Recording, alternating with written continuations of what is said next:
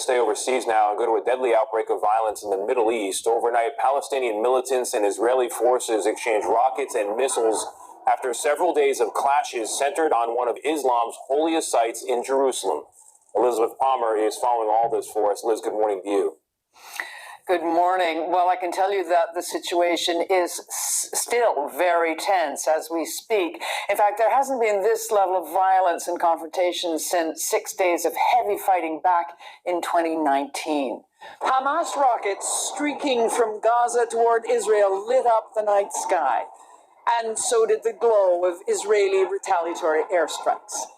Israel says it hit Hamas military targets, but this morning, Gazans inspected collateral damage, property, and in the past 24 hours of widespread violence, say Palestinian authorities, more than 400 were wounded and 24 killed.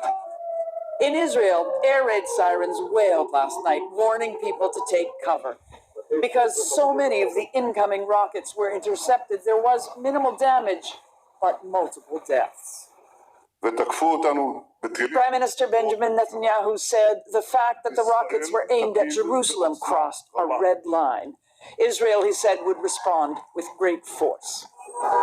There were several flashpoints last night. In the West Bank, groups of Palestinians threw rocks at Israeli police who fired back stun grenades. And there were similar skirmishes at the ground zero of these clashes, the Al-Aqsa Mosque in Jerusalem. Yesterday, the fourth day of violent protests, a group of Palestinians barricaded themselves inside the mosque compound, and police grenades landed inside the mosque itself after Ramadan prayers.